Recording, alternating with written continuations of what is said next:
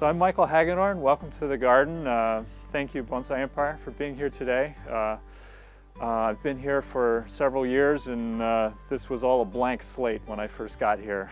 So it's now a bonsai garden in suburbia. And I'm going to be talking to you about several of these trees with Oscar, and we'll be walking around the yard a little bit today.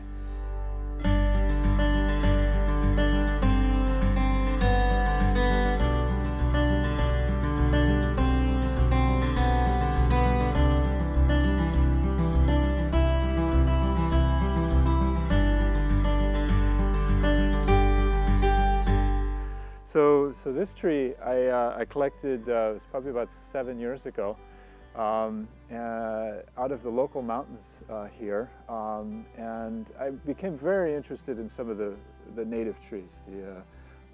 This is a mountain hemlock. Now the Japanese don't work with hemlock too much, but this is a species that we're in love with here. It's just gorgeous. And here is the Pacific Northwest of the USA. What really interests me about these groups, this is all one tree. I didn't compose this, just chose the front, but it's all one tree. The lower branches are brought down by snow, and then they come up kind of like a candelabra and form trunks. But what really intrigues me about these groups is that they remind me of these forests and the forest ecology. And that's what I like to work with these groups, is a way to speak about forest ecology, which is a little bit different than what we usually work with in bonsai. Usually we're working with an individual tree that has a lot of rugged, individual, sort of maverick personality. And that's what I was trained to work with in Japan. And yet my own interests are very strongly going in the direction of working with what I see around me, which is forest and interrelationships between not only trees but other things that the trees are a part of.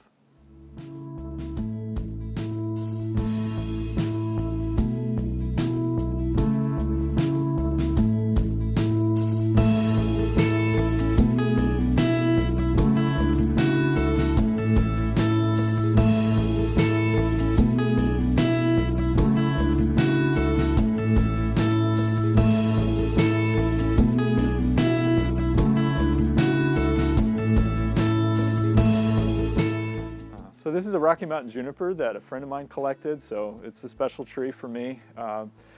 It's a tree from the Rockies, so it's a very high elevation, arid region of the United States, which creates these amazingly eroded sharis. Trees that have these flakes on it are very, very old. It was a tree that I think came into this yard about 6 years ago, so from raw stock, maybe even only 5. This is what we managed to get from about 5 years.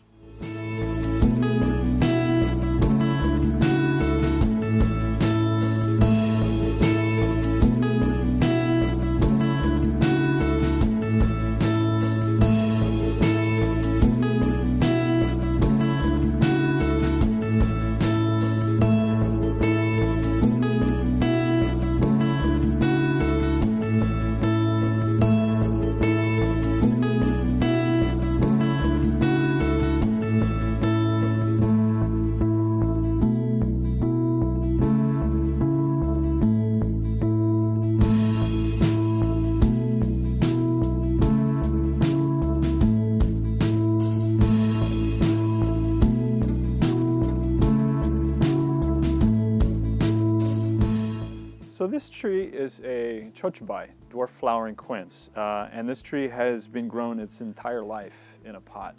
So unlike some of the other trees in my yard that were collected, this tree really, actually, I think they feel differently. Yamadori and pot-grown trees, I think they feel differently when we appreciate them. Yamadori makes us feel like we're in the woods and the wilds and the mountains. That's a really special feeling, especially those of us who live in cities.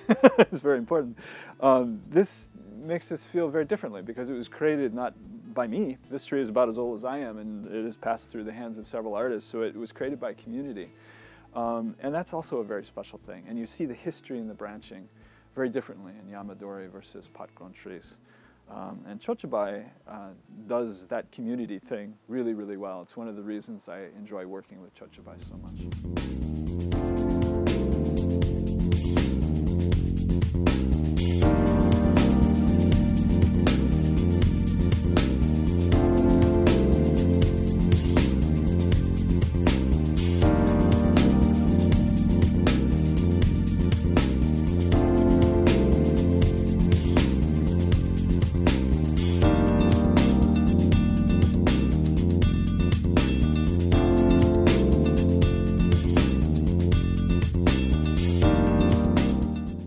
So this is an Engelmann spruce. This is another one of our natives in the northwest of the U.S.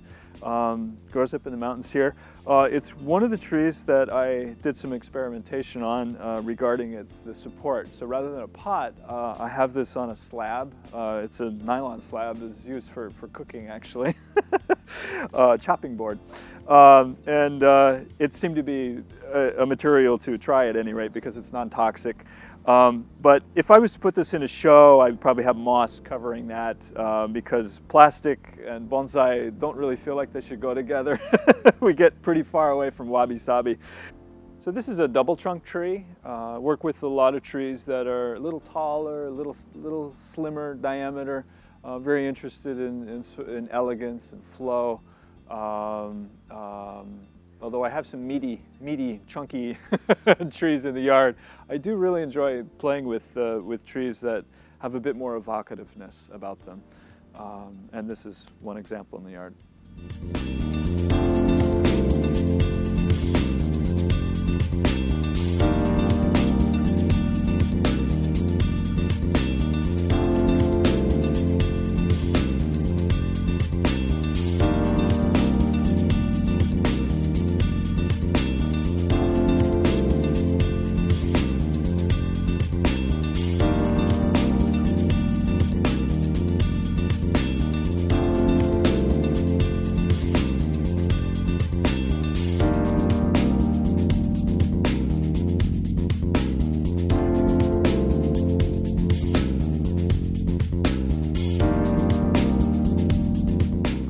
So this is a Rocky Mountain juniper. It was collected originally by Randy Knight, one of our Portland bonsai villagers. About 4 or 5 years ago, I grafted shimpaku onto it. And there are 2 grafts in here where we grafted a scion.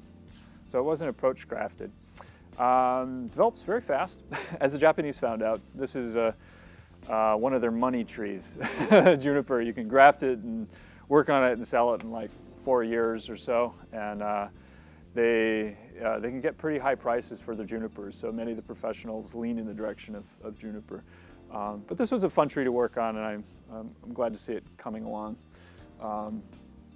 There's some tweaks possibly to make. This and this don't work very well together, so I'm still looking at this tree and thinking about how to improve it a little bit.